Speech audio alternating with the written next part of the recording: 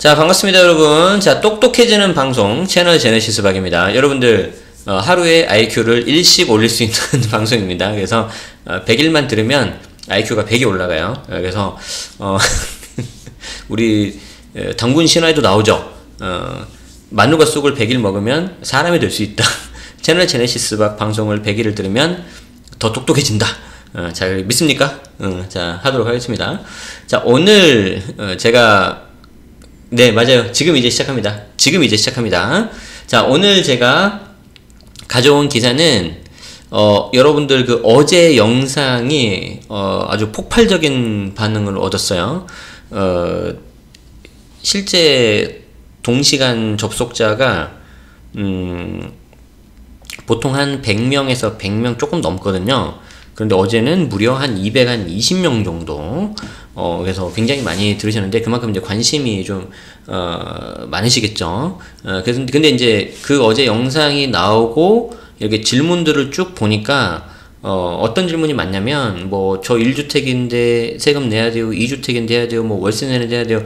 예상은 했지만, 그 내용이 나올 줄 알았어요. 물론, 어제 영상 할 때, 방송할 때 제가 그 부분을 말씀드리긴 했지만 이게 좀 어려워요. 그렇기 때문에 오늘은 어떤 경우에 세금을 내는지, 주택임대소득 가지고 이제 그거를 할 건데, 자, 오늘자 따끈따끈한 기사를 가져왔습니다. 자, 보시면은 자, 여기 제목 보이시죠? 쥐꼬리 월세 받는 저도 임대소득 신고 대상자라고요? 이렇게 나오는데, 자, 우리가 조금 이렇게 구분을 해줘야 돼요. 구분을. 자, 그래서 구분을 잘 해줘야 된다. 자, 무슨 말이냐면, 임대사업자는 일반 임대와 주택임대로 구분되며, 우리의 관심사는 주택임대. 아시겠죠? 그래서 이제 우리 관심사는 주택임대예요. 그래서 여기 제목에 보면, 임대소득 신고 대상자, 이렇게 나오는데, 임대소득을 하면 안 되고, 제 거에는 이렇게 적어놨죠. 주택임대소득. 그래서 이 주택이란 말을 좀 써줘야지 여러분들이 구분이 됩니다. 그래서 이거를 구분하는 것부터 이렇게 잘 하셔야 돼요. 자, 한번 이제 봅시다.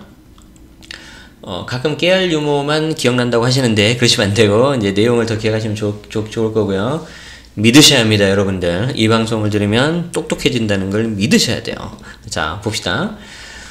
자, 조선일보 기사 땅집고였나? 그렇지, 땅집고 기사예요. 그래서 이제 땅집고에서 좀 이게 요거를 많이 좀 적극적으로 하는데, 여기에 이제 또 깨알 정보가 있어요. 그것도 한번 보시면 좋을 것 같고요.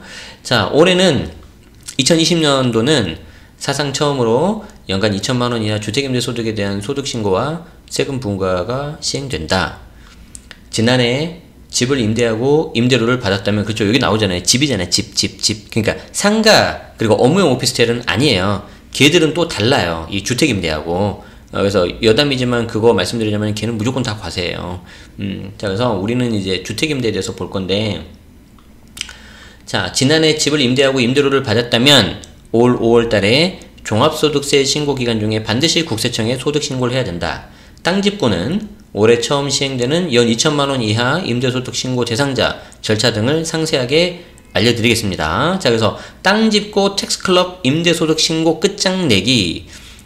제가 조금 약간 좀 이게 분위기 깨는 이야기일 수도 있는데, 이거 엄밀히 말해서 약간 그 홍보성이 짙은 기사예요. PPL이 있어요. 무슨 말이냐면, 땅집고에서 이걸 하면서 이거 신고해주는 그 세무사 연결해주는 뭐가 있어요.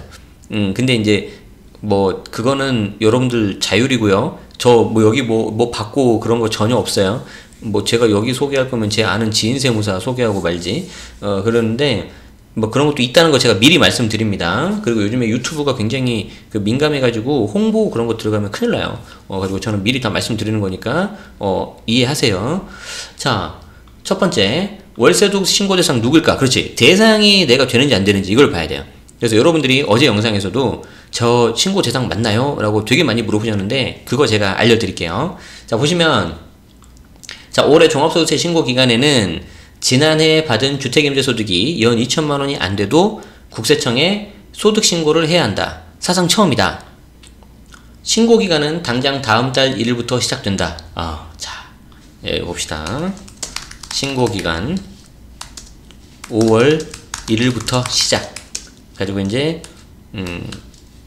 5월 말까지인데 올해는 5월 말일이 일요일인가 될 거예요. 그래서 6월 1일까지.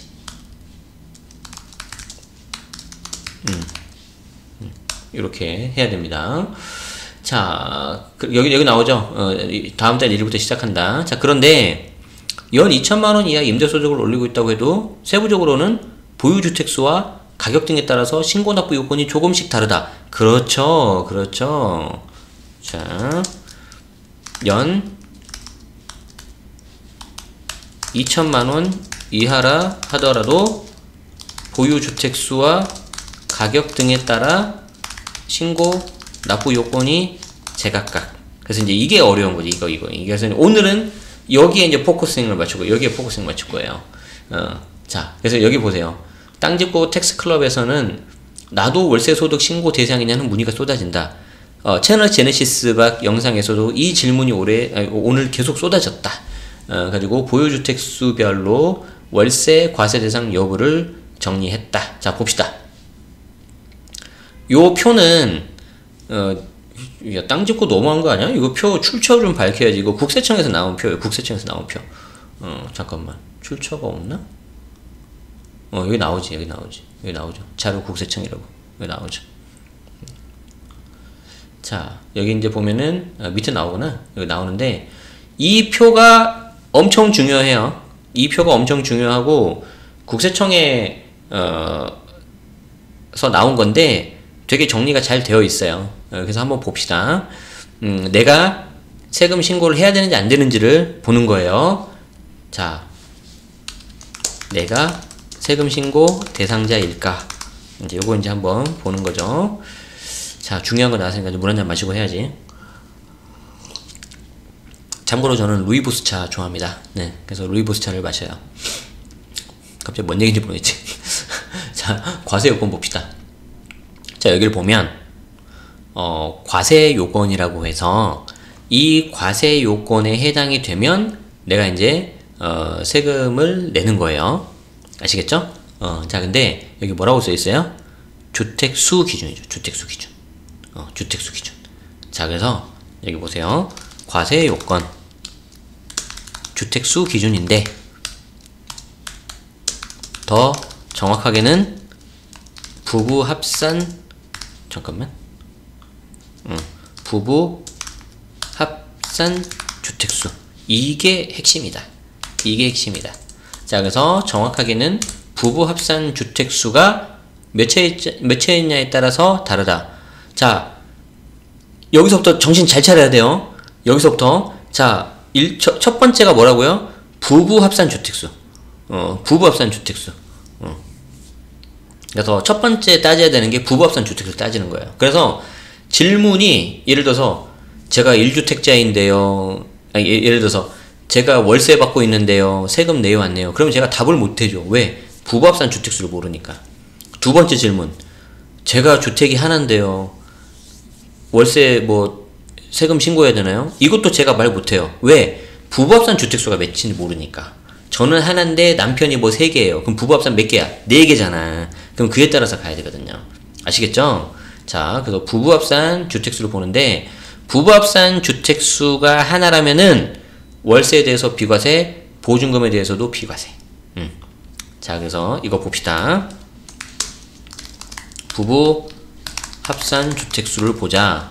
그래서 부부 합산 주택수가 1주택이다.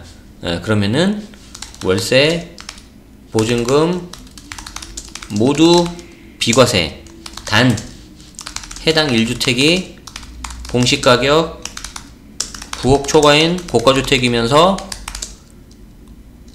월세를 받고 있다면 과세. 이거 이해됩니까? 이거 이해돼요? 내가 부부합산 주택이 하나가 있어. 그러니까 예를 들어서 뭐 남편 명의로 없고 아내 명의로 하나가 있다고 합시다. 그러면은 이 경우에 부부합산 주택수가 하나잖아요. 그럼 이때는 월세하고 보증금 과세 된다 안 된다? 과세 안 돼. 그렇기 때문에 이거를 전세 놓든지 월세 놓든지 원래는 과세가 안 되는데 이 집 그 1주택이면 내가 대부분 다 살고 있잖아요. 근데 내가 이거를 안 살고 전세나 월세 놓는다? 그래도 세금이 부과가 안 되는데 만약에 그 집이 공시가격이 9억 넘은 고가주택이라면은 월세에 대해서 과세한다고요. 잘 따라왔죠? 잘 따라왔죠? 자, 2주택. 부부합산 주택이 2주택이다. 그럼 어떻게 된다? 월세만 과세. 월세만 과세. 그러니까 2주택이면은 여기에 대해서 월세만 과세하기 때문에 만약에 예를 들어서 하나는 내가 살고 있고 하나는 내가 전세를 줬어. 그럼 세금 내 안 돼? 안 내는 거죠. 안 내는 거죠. 그럼 내가 하나는 내가 살고 있고 하나는 월세를 줬어. 그럼 어떻게 해야 돼? 이 월세에 대해서는 세금 내야 된다는 거지. 쉽죠? 그러면 또 다른 경우 내가 두 개인데 내가 이 두 개에서도 또 내가 다 안 살아. 다 안 살고 내가 둘 다 전세를 놨어. 그럼 세금 내 안 내? 안 내지. 자, 또 내가 두 개인데 하나는 월세 놓고 하나는 전세 놔요. 자, 그럼 어떻게 돼야 돼? 월세만 세금 낸다는 거지. 잘 따라오고 있습니까? 똑똑해지고 있죠. 뭔가 이해가 되는 것 같아. 똑똑해지고 있어. 좋죠. 자, 3주택 이상. 자, 3주택 이상이면 빠져나갈 구멍이 없어요. 월세 플러스 보증금에 대한 간주 임대료 모두 과세. 그래서 3주택 이상이면은 이때는 뭐 방법이 없어요. 월세에 대해서도 계산해야 되고 간주 임대료에 대해서도 계산해야 되는데, 자, 간주 임대료에 대해서 이제 잠깐 설명드리자면은, 자, 이중 간주 임대료 계산에서 제외되는 주택이 이제 소형주택이라고 있는데, 이 소형주택은 전용 40 이하이면서 and 동시에 기준시가 2억 이하. 그러니까 전용 40이면 우리가 흔히 말하는 몇 평입니까? 17평, 18평. 그쵸? 그래서 17평, 18평이고요. 기준시가가 있는데 기준시가는 매년 바뀌죠. 그래서 아무튼 그 해당 연도의 기준시가가 2억 이하면은 간주임대로 계산할 때 빼준다는 거예요. 월세할 때는 안 빼주고. 자, 그래서 그런 작은 물건이 있는 거를 내가 전세를 주면은 임대주택에 대한 소득은 피할 수 있겠죠. 단 이것도 21년까지만 빼줘요. 그 이후에는 이제 다 포함이에요. 다 포함. 어제도 우리 방송에서 뭐 했어요? 22년 넘으면은 또 건보료 책이 바뀐다 그랬잖아요. 그러니까 이제 정부는 이게 다 빅픽처가 큰 그림이 다 있어. 자, 일단 여기까지 따라왔습니까? 과세 요건. 과세 요건은 부부합산 주택수다. 그래서 부부합산 주택수가 1주택일 때, 2주택일 때, 3주택 이상일 때 다 다르죠? 다 다르죠? 그게 우리 지금 요거 옆에 한 거예요. 옆에 한 거. 아직 다 안 끝났다. 겨우 옆에밖에 안 했다. 자, 여기까지 따라왔어요? 맛있어. 맛있어.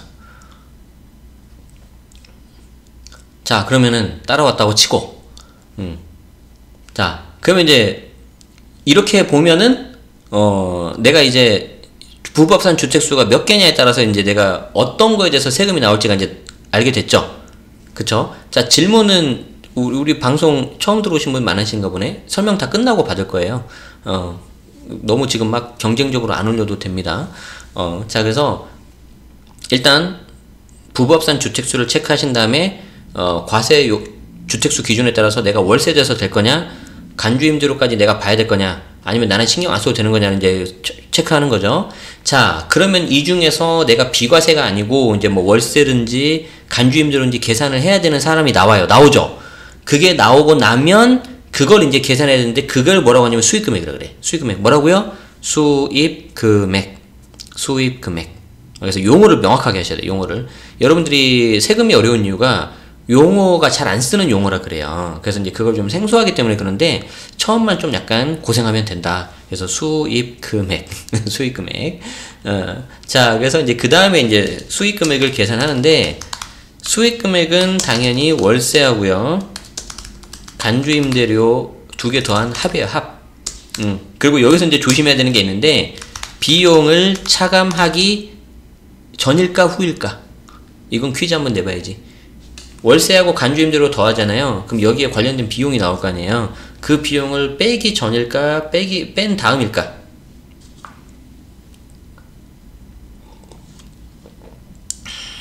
찍어봐요.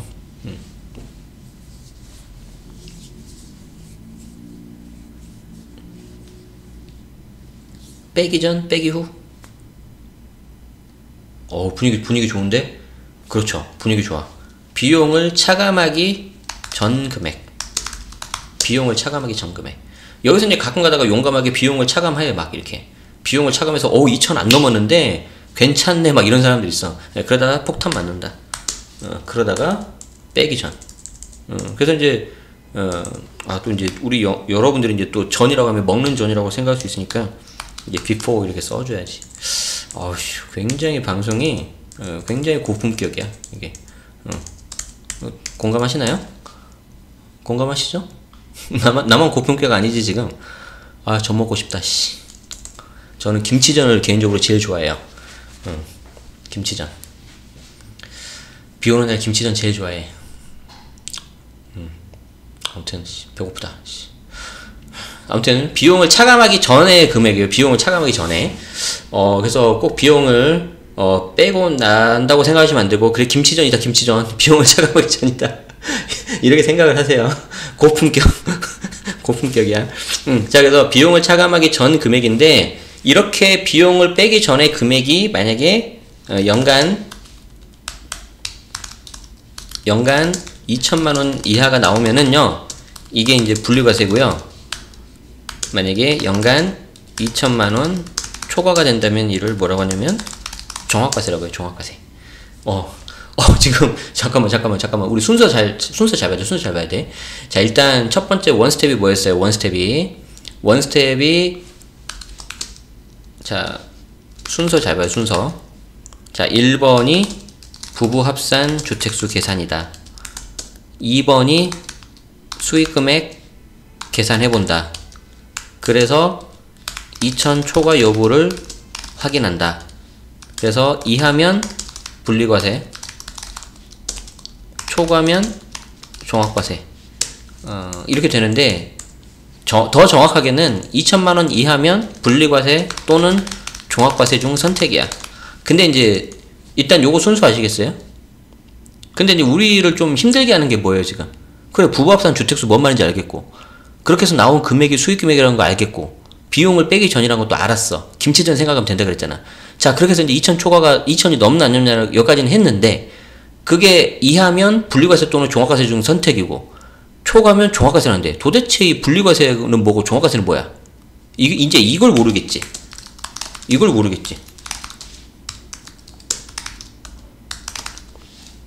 모르겠죠. 그래서 여기에 대해서 설명을 해야 된다. 여기까지가 어렵다. 아시겠죠? 여기까지가 어렵다.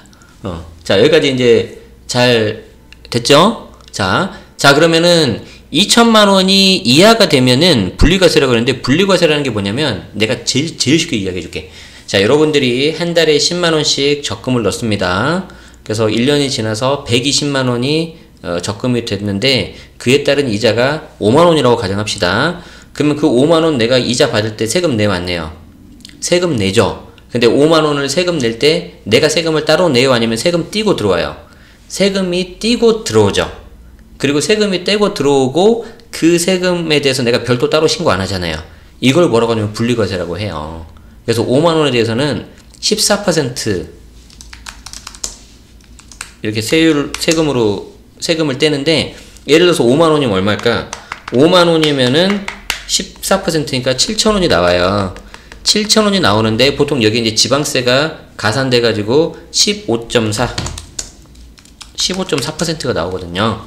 그러면 7,700원 나올 거야. 이렇게 7,700원 나오지. 이해되죠? 그렇게 해서 이렇게 하는 게 분리과세예요. 이걸 만약에 분리과세 안 한다? 그럼 우리가 매년 적금 꼴랑 4만 얼마 받으면서 5월달에 소득세 신고해야 되는 거예요. 이해되죠? 그래서 분리과세는 요렇게 해서 그냥 종결돼 버리는 거예요. 아시겠어요? 지금 굉장히 어려운 거 하고 있는 거예요 지금. 자, 종합과세 볼까? 종합과세는 여러분의 타소득이랑 다 합쳐버려. 여러분의 다른 소득이랑 이자, 배당, 사업, 근로, 연금, 기타 얘랑 합쳐버려요. 가지고 이때 이제 세율이 어떻게 나오냐면요, 6에서 42% 나와요. 6에서 42% 나온다. 자, 그럼 딱 봐요. 내가 분리과세면 14%인데 종합과세면은 이게 합쳐져가지고 6% 아니면 42% 나온대. 자, 더 적어주기 위해 진짜 너무 친절한 거 아니야? 6, 15, 24, 35, 40, 아니 38, 40, 42 이렇게 나와요. 잠깐 맞나? 잠깐만. 틀리면 안 되니까. 6, 15, 24, 35, 38, 40, 42 그렇지. 65, 34, 오케이. 여기 나오지. 그럼 생각해봐요. 내가 14% 맞을래요? 아니면은 여기 요거 맞을래요? 오, 선생님 6% 맞으시면 6% 맞으려면은 내가 돈을 엄청 적게 벌어야 돼. 연봉이 1200 안 돼야 돼. 연봉 1200 받고 싶어 지금? 안 되지. 예, 그렇기 때문에 내가 분리과세냐 종합과세냐 선택을 할 수 있다면 무조건 거의 99%가 분리과세가 유리해요. 분리과세가 유리해. 아시겠죠? 그래서 이제 결론이 뭐냐면 분리과세가 유리하다는 말씀. 자, 그럼 이게 무슨 말이에요? 결론, 수익 금액은 2천만원 이하가 유리. 왜냐하면 아까 여기 봤잖아요. 2천만원 이하면 분리과세 또는 종합과세 선택하게 돼 있고 2천만원 초과하면 종합과세라 그랬잖아. 그러니까 2천만원이 안 넘어야지. 이 내용이 요 표에 지금 다 있는 거야. 이걸 어떻게 이해해? 이 표만 보고 일반 사람이. 지금 우리 한 20분 떠들었잖아요. 20분 떠니까 겨우 나오잖아. 여러분들은 똑똑해지는 고품격 채널 제네시스 박 방송을 듣고 계십니다. 뭐 들을만 하신가요?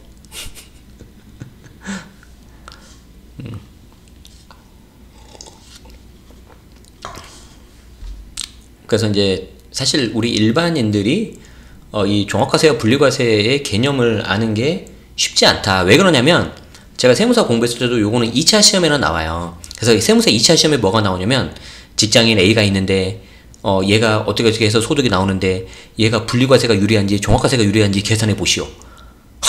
가지고 계산해가지고 그 계산 차이까지 내야 돼. 그래서 그 계산 차이에서 이론이라고 틀리면 땡이야. 그런 시험에서 보통 수험생들의 목표 점수가 50점.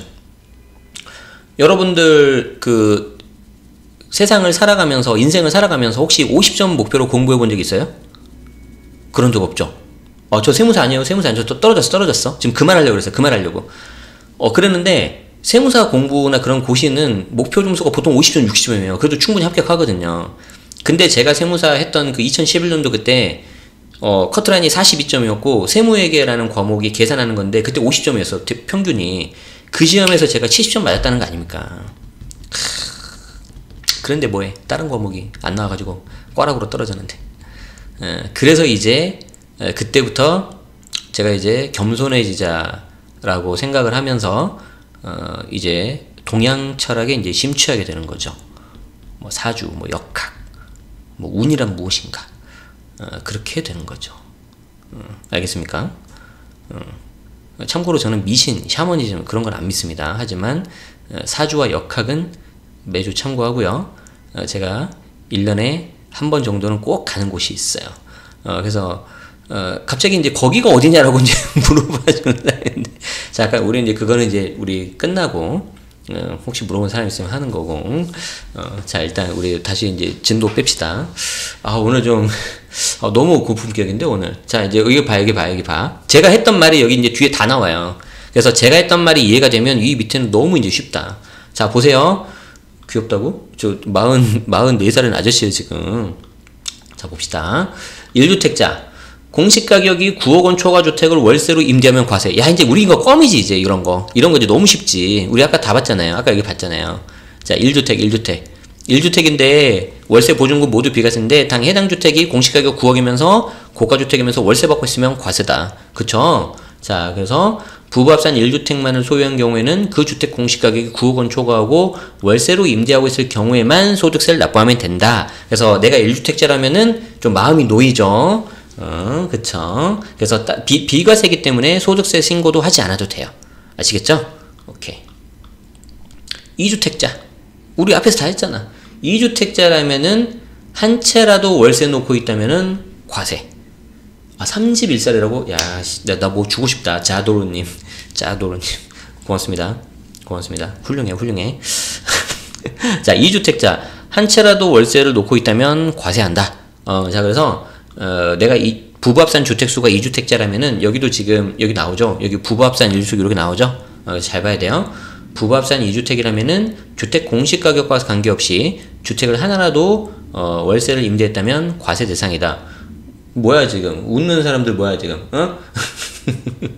비웃는 거야? 나도 자연인이다. 29살은 좀 너무 심한 것 같아. 뭐, 그렇지만, 좋아요. 좋은 시도였어요. 굿 트라이. 좋았어요. 앞으로였어요, 저게? 몰라요. 자, 어쨌든. 자, 다시 돌아와서, 우리 이제 진도 갑시다. 자, 2주택자라면은 하나라도 내가 월세를 놓고 있다면, 과세한다. 자, 그래서 2주택 중에서 월세에 대해서면 과세 대상이기 때문에 두 개 모두를 전세를 놨다면 과세 대상이 아니다. 하지만 사업자 현황 신고를 하지 않았다면 과세과정이 전세인지 월세인지 모르니까 사업장 현황 신고를 하는 게 좋다. 그래서 사업장 현황 신고라는 게 매년 2월달에 마다 합니다. 그래서 가급적이면 하는 게 좋아요. 아시겠죠? 자, 3주택 이상. 자, 이제 여기서부터 좀 어렵다, 이제. 3주택 이상이면은 전세보증금, 간주임대료까지 과세가 되는데, 3주택 이상 보유자는 월세 수입은 물론 전세 등의 임대보증금에 대해서도 과세를 하는데요. 자, 이때 조심해야 되는 게 보증금을 다 더합니다. 보증금을 다 더하고 여기에서 3억을 빼고요. 거기에 60%를 곱한 다음에 정기예금 이자율이 작년 기준은 2.1이었어요. 올해는 지금 1.8로 내려가는데, 그렇지만 올해는 작년 거 신고하는 거기 때문에 작년 기준 2.1을 적용해서 이거를 간주임대로 해서 더하는데, 요거는 홈택스에서 계산하는 법이 나올 거예요. 그러니까 너무 어려워하지 말고 뭐만 조심해야 되냐면, 요 간주임대료 계산할 때 보증금 등으로 돼 있잖아요.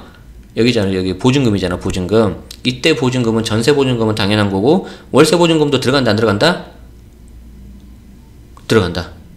들어간다. 가끔 여기서 월세 보증금 뺀 사람들 있어. 아니에요. 월세 보증금도 넣어줘야 돼요. 아시겠죠? 오케이. 자, 그렇게 해서 이렇게 해서 나오는데, 간주 임대료와 월세를, 여기 중요한 말 나오죠? 간주 임대료와 월세를 합쳐서 2천만원 초과하면 종합과세, 2천만원 이하면 종합과세나 분리과세를 납세자가 선택할 수 있다. 그래서 내가 이제 선택을 해가지고 조금 적게 낼 수도 있는 거예요. 이제 요게 뭐가 더 유리한지를 알아야 되는데, 이거 우리가 계산 못해요. 세무사 시험 2차 시험에 나오는 거라니까. 그래서 이거를 하려면은 엄청나게 많은 노력을 해야 되는데, 굳이 뭐하러 해요, 그거를. 그거 잘한다고 투자 잘하는 거 아니잖아요. 그래서 홈택스에 요거 비교과세하는 거 나올 거예요. 구현 시킨다고 했거든요. 자, 단 이때 주택수 계산해서 소형주택 요거는 계산한다. 그래서 요 주택수 계산하는 거, 소형주택 빠지는데 간주임대로 할 때 빠진다고 생각을 하시면 되겠습니다. 자, 연 2천만원 이하 분리과세 선택해도 신고기간에 신고해야 된다. 이게 이제 분리과세가 되면 분리과세로 되고 이제 종결이 되는데, 아까 우리 적금 받았을 때 5만원이 아니라 세금 뗀 나머지만 우리가 받는다고 했죠. 그리고 나머지 금액에 대해서는 은행이 따로 신고하거든요. 그러니까 그걸 우리가 하라는 거야, 지금. 자, 그래서 임대소득이 연간 2천만원 초과하면 종합과세로 납부하고, 2천만원 이하면 분리과세와 종합과세를 선택할 수 있는데, 이때 이자 배당 소득의 경우 분리과세되는 세금을 따로 신고할 필요가 없지만, 임대소득은 아까 여기 나오잖아요. 이자 배당 소득의 경우 분리과세되는 세금을 따로 신고할 필요가 없다는 거는, 아까 적금했을 때 내가 받았을 때 내가 신고 안 한다 그랬죠. 은행에서 한다 그랬잖아요. 없지만 임대소득, 주택임대소득은 분리과세를 선택하더라도 반드시 신고기간에 신고해야 된다는 점에 주의한다.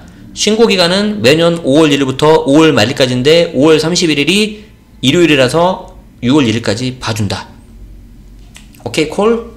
자, 그래서 여기까지가 우리 어제 했던 거하고 딱 연계를 시키면은 아주 깔끔하게 연결이 딱 되는데, 이제 여기 이제 밑에 PPL 광고가 하나 더 들어가네. 땅짓고가 주택임대소득 신고를 도와드립니다. 가지고 이렇게 쭉쭉쭉쭉쭉 뭐 해가지고 텍스클럽 회원 연회비 10,000원으로 가입하고, 뭐 여기 하면은 뭐 매칭해가지고 해가지고 뭐 한다는데, 교육 강연 뭐 홍보예요, 홍보. 그래서 홍보를 제가 갑자기 뭐야 이거 누르니까 돼버리네. 그래서 이제 방금 좀 약간 내가 성질 낼 뻔했어. 그래서 이제 그 관련된 세무서들 연결해 주는데 뭐 보니까 비용은 뭐 저렴한 것 같아요. 근데 이제 뭐 저는 이분들을 내가 안 해봤기 때문에 그래서 여러분들이 선택하시는 겁니다. 그래서 요 밑은 제가 안 읽을 거예요. 자, 그래서 우리 분위기 좋으니까 나만 좋은 거 아니죠 지금? 분위기 좋으니까 요거 있잖아요. 요거 어제 우리 요거 봤었잖아요. 요거 그 봤을 때 그래 우리 요건 이 사람 기억나잖아. 우리 이 사람 기억나죠? 어제 많이 봤잖아 우리. 그래서 이제 뜨아 한 거잖아. 뜨아. 이건데 자 이제 복습을 해볼까? 이제 연결을 해볼까? 잘 봐요. 잡아. 내가 직장인이야. 아니다. 내가 전업주부야. 내가 전업주부면서 피부양자라고 가정합시다. 자, 사업자 등록을 했어. 사업자 등록을 하면은 월세 33만원 정도 넘으면 연간 400만원 정도 되잖아요. 그쵸? 그렇게 되면은 이게 초과가 되면 소득 금액이 발생하고 아주 소액이라도 세금 발생하죠. 저기까지 따라왔죠. 왜냐하면 연간 400만원이라고 하면 아이씨 또 해줘야지. 400만원이라고 하면 어제 우리 했잖아 이거.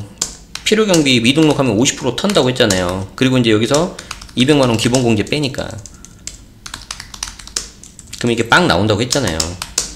이거 기억나죠? 근데 이게 400만원이 조금이라도 넘으면은 이거 어떻게 되죠? 요게 발생을 해가지고 세금 1원이라도 나온단 말이에요. 근데 사업자 등록을 하고 1원이라도 세금이 나오면은 피부양자 자격 발생한다고 했잖아요. 탁탈 된다 했잖아. 이해되죠? 이렇게 되는 거고요. 이해 안 되신 분들은 어제 영상 다시 보세요.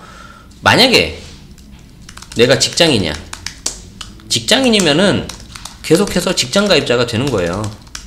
계속해서 직장 가입자가 되는데 만약에 요 주택임대 소득이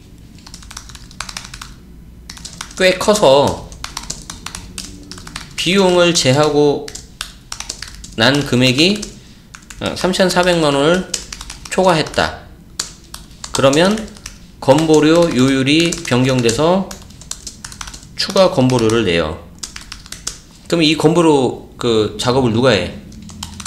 해당 회사 인사팀에서 하잖아. 저 인사 업무 했어요? 인사팀 출신이야 저. 그래서 해당 회사 인사팀에서 하기 때문에 알 수도 있다. 근데 그거는 약간 가능성의 문제. 무조건 안다는 건 아니에요. 이렇게 되는 거지. 그래서 오늘 내용을 알고 나서 어제 했던 거를 보면 이제 더 이해가 쉽다. 우리가 이제 늘 행복하기 위해서 하는 투자이기 때문에 너무 막 이렇게 열심히 하는 것도 좋지만 그걸 해치지 않았으면 좋겠습니다. 늘 행복하시고 건강하세요. 아시겠죠? 네, 오늘 채널 제네시스 박은 여기서 마치겠습니다. 다음 주에 또 뵙도록 하겠습니다. 시청해주신 여러분 고맙습니다.